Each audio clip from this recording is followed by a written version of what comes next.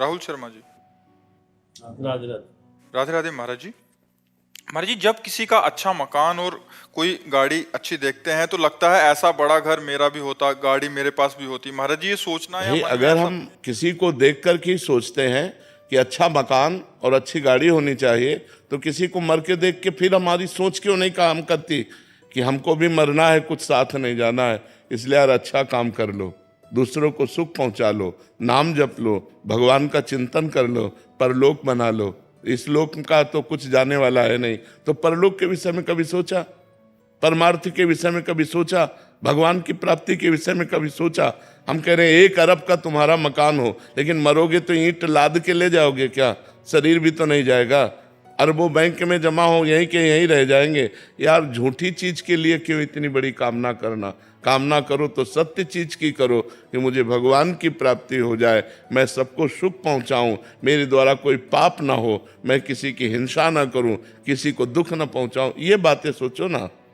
ये बातें सोचोगे तो परेशान हो जाओगे, क्योंकि जितना तुम किसी का मकान देख रहे हो, उसके बाद जब तुम अपना मकान तैयार करोगे तो ऐसा मकान भगवान तुम्हें दिखा देंगे जो तुम्हारा मकान कुछ है ही नहीं उसके आगे। फिर क्या करोगे? फिर और बनाओ, बनाते बनाते मर जाओगे, कुछ होगा नहीं। अब कितनी आयु रह गई, अपने को क्या पता अगला मिनट हमारा है कि नहीं? हमें क्या गारंटी? हमें क्या गारंटी कि अगला मिनट हमारा है? हम अगले मिनट रहेंगे कि नहीं रहेंगे, कोई गारंटी नहीं। यार ऐसी कमाई करो जो लोक परलोक सब जगह आनंद दे। वह भगवान का नाम जप करो, और जैसे भगवान रखें वैसे रह लो, और हमारा अंतिम बढ़िया बनना चाहिए। मृत्यु के विषय में तो कोई सोचता ही नहीं यार, और वो सत्य है, वो आनी है और सब चौपट कर जानी है। हमारा मित्र, हमारी पत्नी, हमारा पुत्र, हमारा परिवार, हमारा घर, हमारा बैंक बैलेंस सब यहीं रह जाएगा। यार जब अकेले जाना है, दुनिया में लाखों का मेला जुड़ा, हंसा जब जब उड़ा तो अकेला उड़ा। यार उस समय की बात सोचो। ये क्यों? वो समय आने वाला है। अब कब आने वाला है अपने को पता नहीं। 20 साल, 10 साल, 10 मिनट, 10 सेकंड, कोई पता नहीं यार। इसलिए सोच करो तो अच्छी करो, काहे कहीं ईंट पत्थर वाली सोच करो, है? अच्छी सोच करो। भगवान की कृपा से जैसे तुम्हारा निर्वाह हो रहा है वैसे कर लो, अच्छे आचरण करो, भगवान का भजन करो, किसी को दुख मत पहुंचाओ, इसी से तुम्हारा मंगल हो जाएगा। महाराज जी, ईंट पत्थर भी मिल जाएं और भगवान भी मिल जाएं, ऐसा ऐसा ऐसा ले। भगवान का लक्ष्य कर लो तो फिर सब व्यवस्था हो सकती है। ईंट पत्थर का लक्ष्य करोगे तो भगवान नहीं मिलेंगे। भगवान का लक्ष्य कर लो तो ये सब व्यवस्था हो जाएगी। महाराज जी जैसे जाते रास्ते में तो जो मकान देखते भाव आता है, ऐसा मेरा भी होता तभी तो कह रहे, जब राम नाम सत्य बोलते हुए देखा होगा तब ले सोते। महात्मा बुद्ध जी को इसी से तो वैराग्य हुआ था। जब अंतिम शव यात्रा को देखा, बोले सबकी होती है, तब बोले अब मैं सत्य को प्राप्त करूंगा। और उन्होंने नियम लिया कि जब तक ब्रह्म बोध नहीं हो जाएगा तब तक मैं उठूंगा नहीं। वैराग्य लेकर के तो जो बोध वृक्ष है उसी के नीचे उनको बोध प्राप्त हुआ, ब्रह्म बोध प्राप्त। इसीलिए वो ब्रह्म के मार्ग में चले। पहले देखा एक बहुत जर्जर बूढ़ा आदमी, तो उनका ये क्या है? बोले मनुष्य है। बोले ऐसा भी मनुष्य होता है? बोले हर एक मनुष्य ऐसा होता है। वो वृद्धावस्था है, वृद्धावस्था में सबकी जर्जर अवस्था, मेरी भी होगी। बोले हाँ। एक दिन भ्रमण में देखा कि राम नाम सत्य। बोले ये क्या है? बोले मुर्दा है। बोले ये मुर्दा क्या होता है? बोले हर आदमी मरता है। बोले हम भी मरेंगे? बोले हाँ। तो फिर राजपाट, पत्नी, पुत्र, परिवार, ये किस काम आएगा जब मर जाएंगे? इसीलिए वो वैराग्य ले लिए, घर से भाग पड़े और फिर ब्रह्मबोध प्राप्त किया। वो तो भगवान के अवतार कहे गए। तो हम सबको चाहिए कि जैसी परिस्थिति भगवान दिए हैं उसमें हम राजी हो जाएं, और हम चाह करें उत्तम की, जो शरीर छूटने के बाद हमारे काम में आवे। क्योंकि हमारी यात्रा केवल एक शरीर तक तो है नहीं, पता नहीं 84 लाख योनियों में किस किस योनियों में जाना पड़े। तो हम चाह करें भगवान की, पूर्ति सब हो जाएगी। तो चाह ऊंची करो, चाह भगवान से मिलन की करो, तो ये माया अपने आप मिल जाएगी। माया को सब कोई भजे, माधव भजे न कोई। जो एक बार माधव भजे तो माया चेरी होए, माया दासी हो जाती है। हम कृष्ण कृष्ण कह के कृष्ण के लिए चले तो माया पीछे बाधा के रूप में पड़ जाती है, लो रुपया लो, भोग सामग्री लो। और जब हम माया के लिए दौड़ते तो पकड़ में नहीं आती है। इसलिए हम कृष्ण के पीछे दौड़े तो माया हमारे पीछे अपने आप लग जाएगी। नितिन जी, राधे राधे महाराज जी। महाराज जी, जब आप कहते हैं कि आपने कई कई दिन आपको भोजन नहीं मिला, बालू भी पाई, महाराज जी बड़ा हृदय व्याकुल होता है। हम तो एक टाइम का भोजन नहीं करते तो दूसरे टाइम एकदम व्याकुलता और गुस्सा आने लग जाता है महाराज। पर वो लक्ष्य था, परिस्थिति थी, नियम था। नियम था आकाश वृत्ति। आकाश वृत्ति का नियम ये होता है कि जो परमात्मा तुम्हारे सामने भेज दे बस वही पाना है, न मांगना है न इशारा करना है किसी से, ऐसी वृत्ति।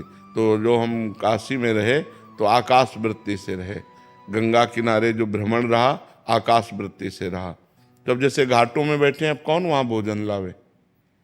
वहाँ तो पवित्र नगरी है, वहाँ तो संतों की नगरी। भाई गांव गली में किसी किनारे बैठे हो तो गांव में तो कोई आके पूछ सकता है कि भोजन पाया कि नहीं पाया बाबा जी, लेकिन वो बाबा जियों की नगरी है, लाखों बाबा जी है वहाँ, तो वहाँ से कौन पूछने आवे? तो भगवान विश्वनाथ जी की कृपा से कभी जैसे कोई उधर निकला, थोड़ा सेतुआ दे दिया या थोड़ा 1-2 पीस बर्फी दे दी, वही खा के गंगा जल पी लिया।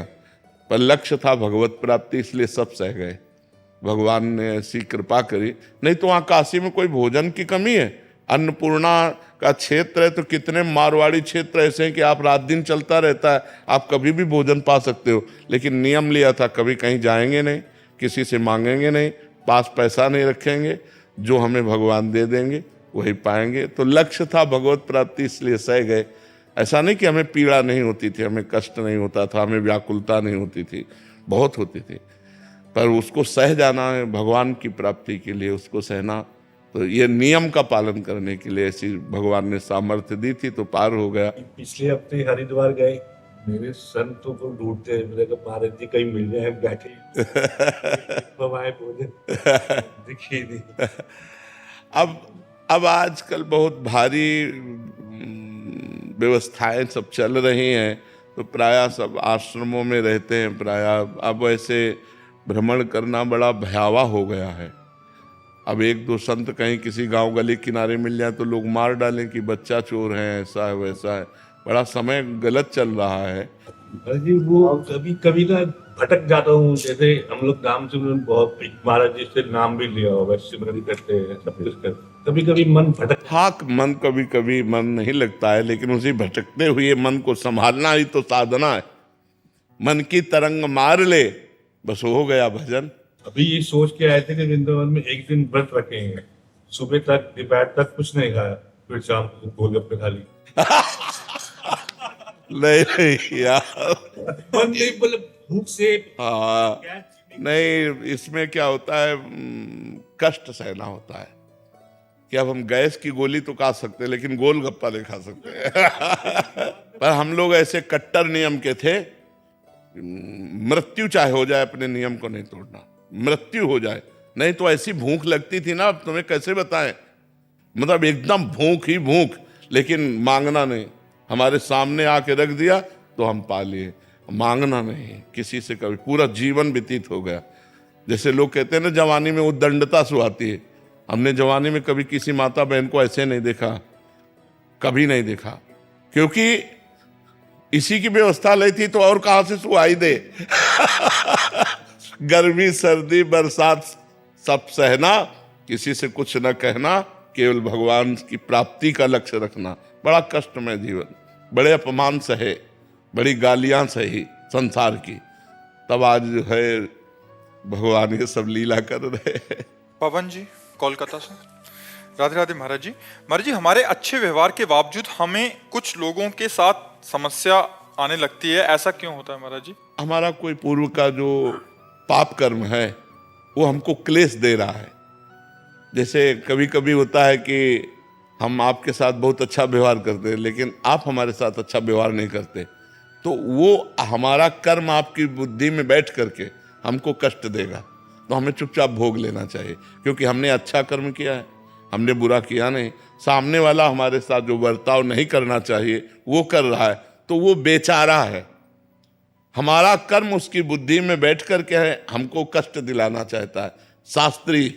शास्त्री ज्ञान, अध्यात्म विद्या ऐसा कहती है, को न काहू के सुख दुख कर दाता, निज कृत कर्म भोग सुन भ्राता।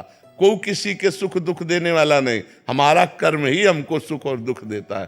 तो ये मानकर कि इस व्यक्ति के सिर पर अब इस समय हमारा कर्म सवार है जो हमको दुख देगा, इसलिए चुपचाप सहन कर लेना चाहिए। महाराज जी, राहुल सिंह का इनका प्रश्न है ये कह रहे हैं कि हम किसी से निस्वार्थ भाव से किसी की सेवा किया, परंतु वो काम नहीं हो पाया किसी उससे, तो सामने वाला व्यक्ति हमें गलत मान लेता, तो ऐसे में महाराज जी फिर लोग भी भड़काते हैं उसे, और उससे वार्तालाप करके उसे समझाना चाहिए, राधा रानी पे छोड़ देना चाहिए? राधा रानी पे छोड़ दो, एक बार तो समझाना चाहिए, एक बार समझाना चाहिए, अपनी बात प्रस्तुत कर देनी चाहिए, फिर राधा रानी पे छोड़ दो। अगर आप निष्काम हो, सत्य मार्ग से चल रहे हो, तो आपको कोई बाल बांका नहीं कर सकता, ये भी बात समझो।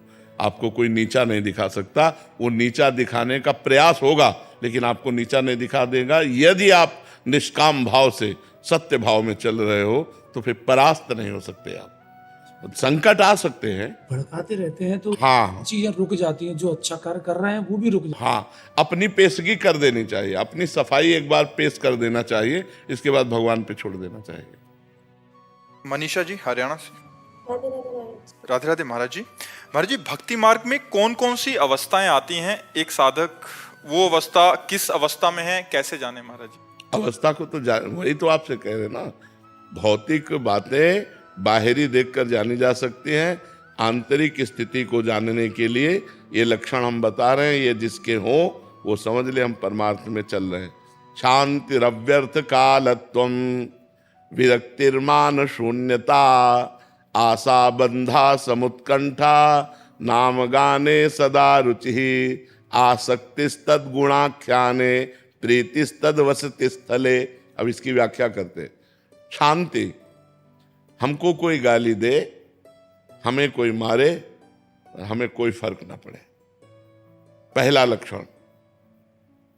जब भगवान कपिल देव जी संत का लक्षण बताते हैं तो उसमें भगवान तितिक्षवा कारुणिका, पहला लक्षण तितिक्ष। तो इसमें शांति, इतनी बड़ी शांति तुम्हारे अंदर हो कि तुम्हारा अपमान हो, तुम्हें कोई मारे, तुम्हें कोई गाली दे, तुम्हारा हृदय उसके प्रति बुरा का करने का भाव न बना पावे, उसका मंगल सोचे कि भगवान इसको सद्बुद्धि दे, ये स्वस्थ रहे, इसको भगवान मंगल करे, कभी इसका मंगल ना हो।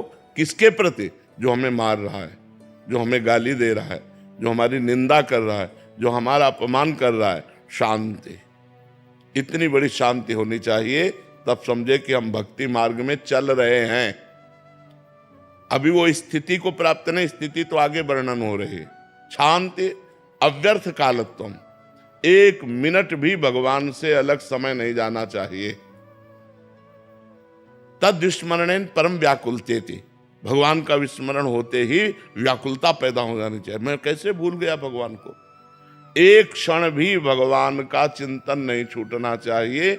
अगर छूट गया तो वो व्यर्थ समय चला गया। अव्यर्थ कालत्वम, व्यर्थ समय नहीं जाना चाहिए। ये अभी चलने की बात है।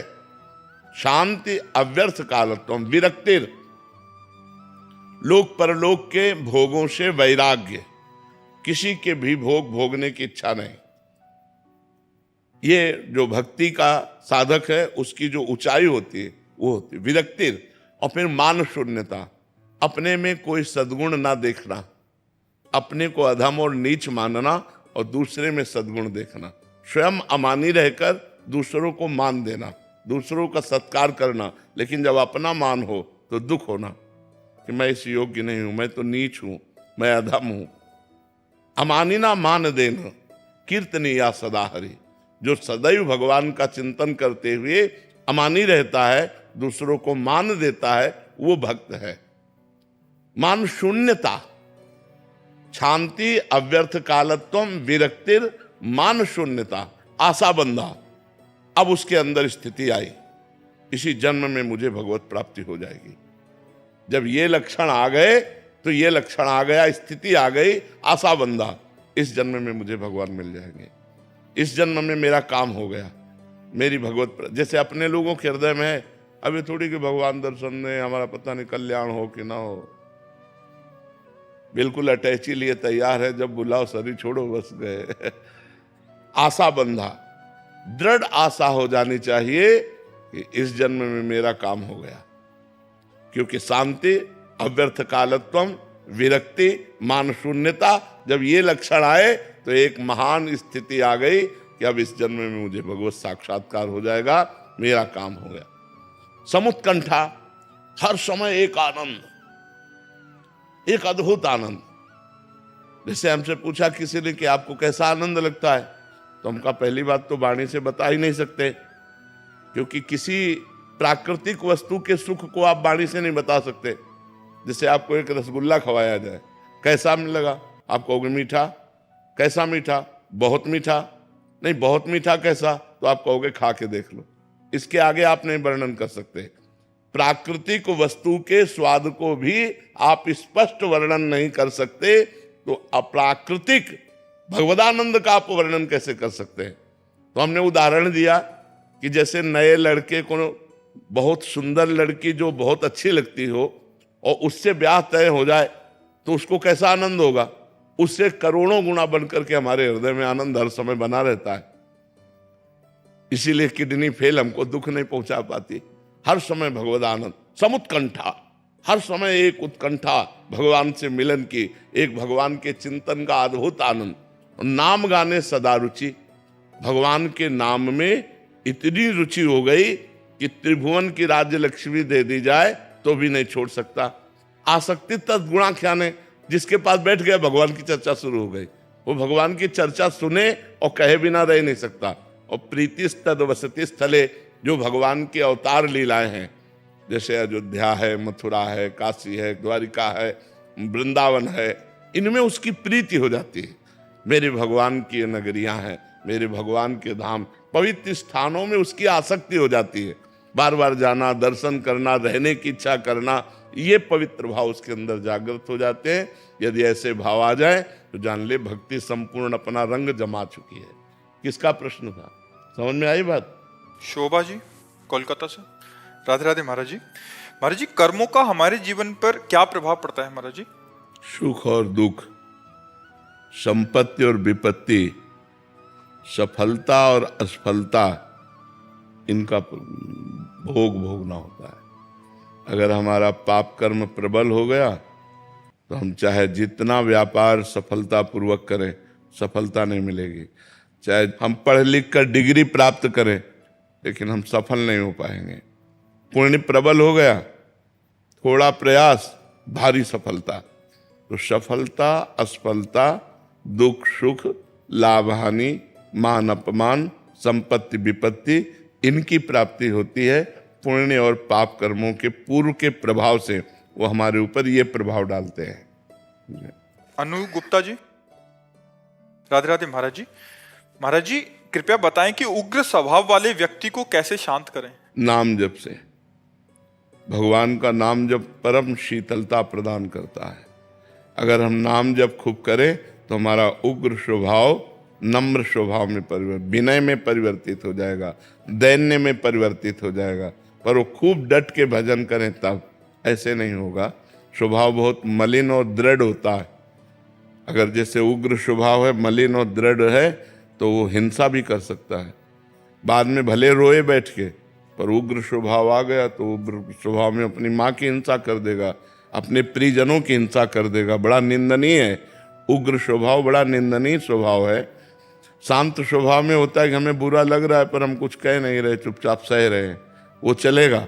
लेकिन उग्र स्वभाव वाला बुरा लगते ही वो क्रिया में परिणित हो जाएगा। क्रिया में परिणित हो गया तो पूज्य जनों का अपमान कर देगा, प्रियजनों की हिंसा कर सकता है। इसलिए उग्र स्वभाव को कंट्रोल में करने के लिए सत्संग सुनो और नाम जप करो तो स्वभाव में परिवर्तन आ जाएगा। राधे राधे महाराज जी। महाराज जी, आपके चरणों में कोटि कोटि नमन। महाराज जी, आपने सत्संग में बताया था कि जब नाम जब चलता रहता है तो सारे विकार धीरे धीरे निकलते हैं और खत्म होते रहते हैं। ये हमें किस तरह पता चले कि अभी जो विकार हम पर हावी हैं वो निकल रहे हैं, या वो हमारे रेगुलर विकार हैं, वो पूरी तरह से खत्म होते हैं या दब जाते हैं? विकार कभी रेगुलर नहीं होते। मात्रा स्पर्शास्तु कौन्तेय शीतोष्ण सुख दुखदा आगमा पाइनो अनित्यास तास्तितिक्षस्व भारत। भगवान अर्जुन से कहते हैं ये इंद्रियों के स्पर्श सुख, ये आगमा पाइनो अनित्यास, ये आने जाने वाले अनित्य नाशवान हैं, इनको सहना चाहिए। तास्तितिक्षस्व भारत, ये सहने से नष्ट होते हैं, भोगने से प्रवृत्ति बढ़ती है। जैसे जैसे हम क्रिया करते हैं भोगों की, वैसे वैसे गंदे संस्कार हमारे बनते जाते हैं। और जैसे जैसे हम धर्मयुक्त भोग भोगते हैं और संयम से रहते हैं तो हमारी इंद्रियां पवित्र, हमारा मन पवित्र, हमारा भाव पवित्र, फिर सब परम पवित्र भगवान को प्राप्त करने की योग्यता आ जाती है। जब हम नाम जप करते हैं, पवित्र आचरण रखते हैं, पवित्र भोजन पाते हैं, पवित्र व्यवहार करते हैं, तो धीरे धीरे धीरे धीरे दीर्घ काल निरंतर सत्कार सेवितो दृढ़ भूमि, दीर्घ काल तक यदि निरंतर नाम जप किया जाए और संयम से रहा जाए तो ये हमारा जो इंद्रिय दोष है, काम क्रोध आदि, ये धीरे धीरे शांत हो जाते हैं। और ये अपने को अनुभव मिलता है, किसी और को नहीं। अपना हृदय निर्विकार होने लगता है, शांत होने लगता है, गंभीरता आने लगती है, प्रसन्नता जागृत हो जाती है। ये सब देवी संपदा के सद्गुण जागृत हो जाते हैं।